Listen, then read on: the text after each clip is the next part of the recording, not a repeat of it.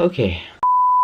Hello everyone, welcome back to my channel. My name is Dexter Calo. Today, I'm going to talk to you guys about everything MCAT, and the next couple of videos will also be MCAT related. Okay, so I took my MCAT on April 10th of this year, and I got my results on my birthday, my 21st birthday. I scored really well. I don't know how it may look like for med school admissions. I put in my best work. I'm really proud of my score. Now, about December through April, so about November-ish, late November to April is kind of like my time frame of things. I would say I started really to go hard on when it was right after finals, and also January before the semester started. That's when I did a lot of my content review. I just kept on doing practice exams and practice problems and all that. So I realized back then that the best way to study for the MCAT without prep books, actually I'll get into that more later, is to really know your study method. And that's, I guess, the number one tip that I have for you guys first, is to kind of get a background of how you study in the past and if that works for you. So for me,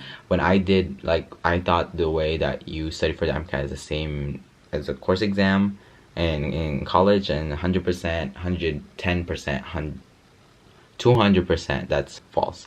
That's just absolutely false. The MCAT is a beast in itself, and you need to learn how to really work around that type of format. And so in my previous study methods, I would just read the books and hopefully it retains. And yeah, that was really bad. So with that in mind, you need to change up your study methods, and you need to be comfortable with changing your study methods. I know it's kind of weird, but you need to start, being flexible with how you study, because it will change over time, especially when you get to med school. Tip number 2, I decided to switch to Anki. If you don't know what Anki is, it's basically a flashcard software that has a lot of features.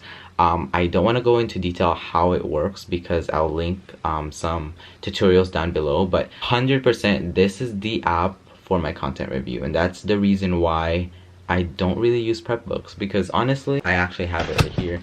Well, this is only some of it. These prep books I have available for me, it don't work, but for you, it might. I switched to Anki, which is a flashcard app, and so basically, you put in your new cards, take the time to review the new cards, and then the next day, it repeats the cards for you to review, and it keeps on doing that. And this whole process is called spaced repetition, and that's shown scientifically effective ways to retaining information.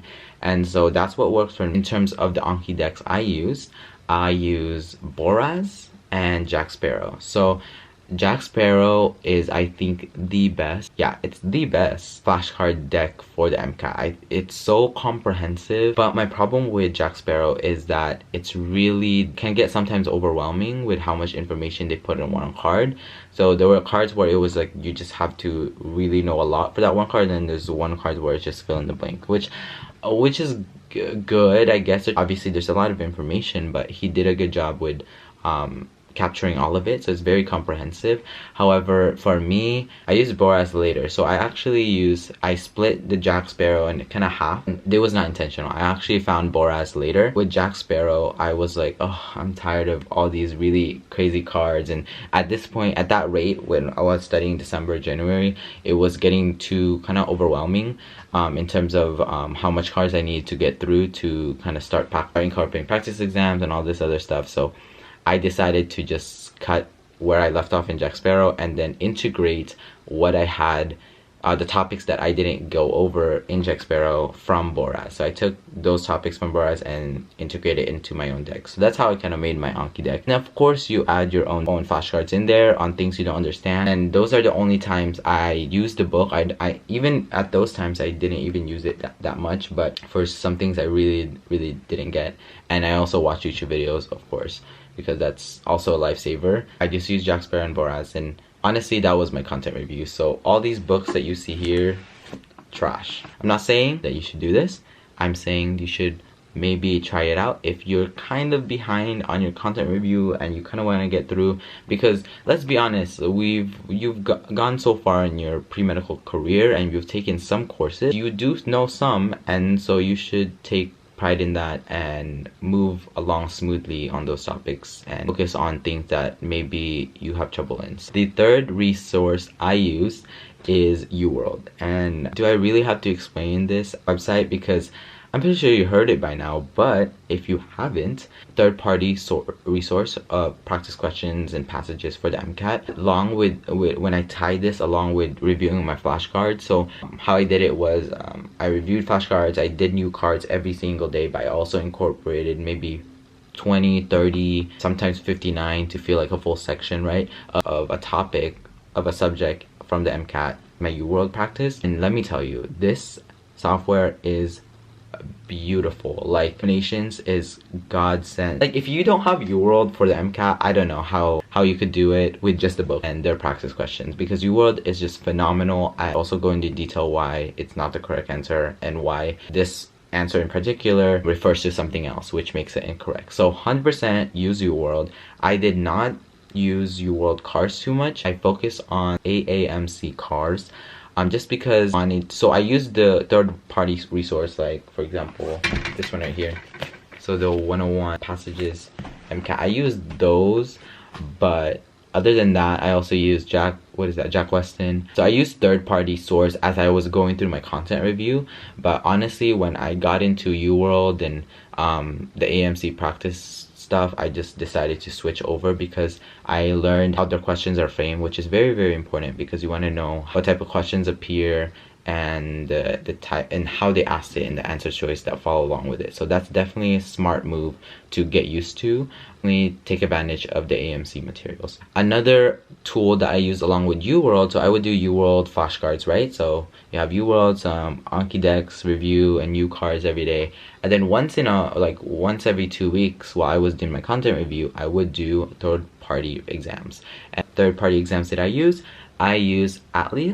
Atlas, however you pronounce it. I used their 10 exams. I didn't use all of it. I only used like probably 6 or 7 of them, but I bought it because it was a deal. It was like 10 exams for $100, so why not, you know? I don't regret buying it because the exams were kind of hard. They were like, at this point when I was like getting comfortable, you know, with my study methods and I actually started retaining information, I scored around like, you know, 503s, 504s on the third-party exams for the alias, and I was like, oh shoot, like I don't know if this is working, like, but you gotta keep pushing through it.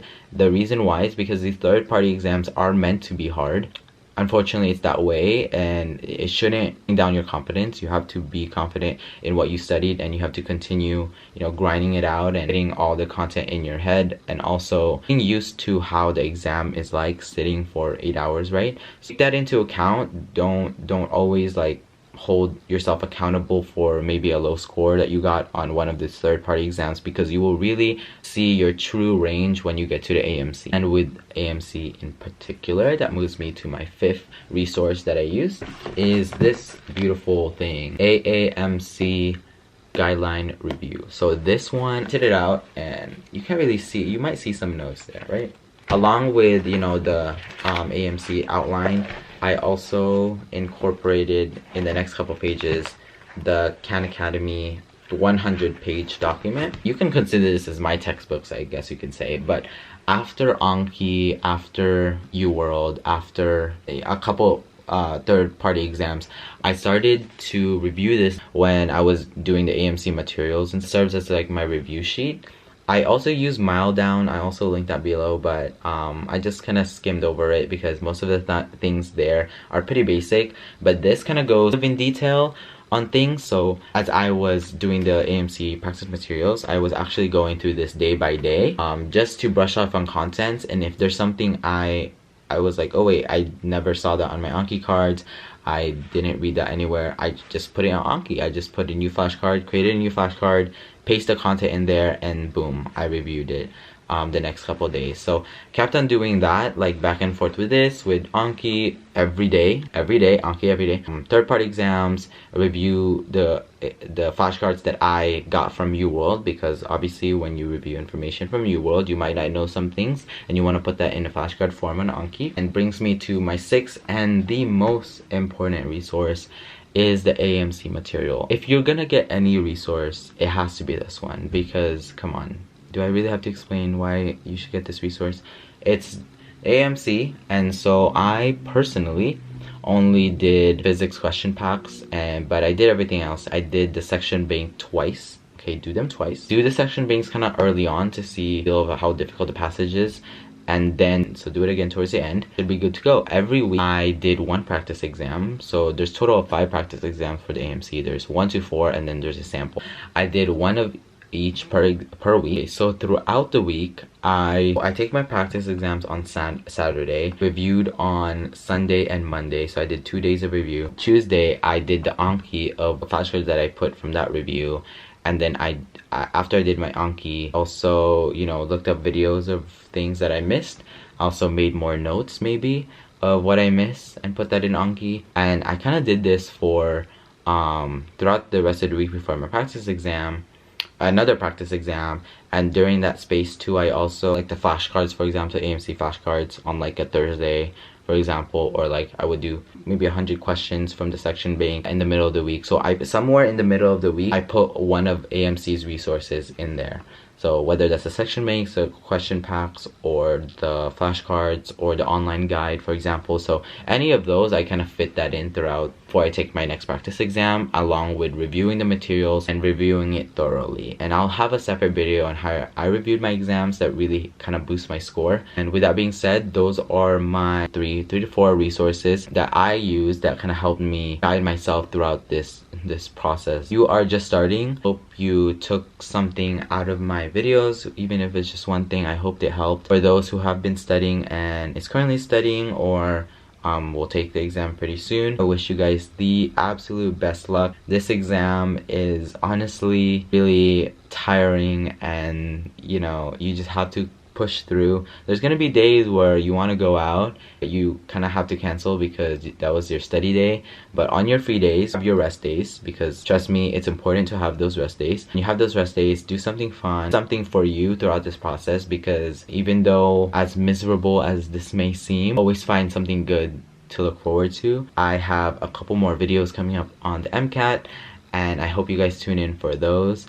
With that being said, thank you so much for watching, and again, best of luck on your studies, and I'll see you on my next one.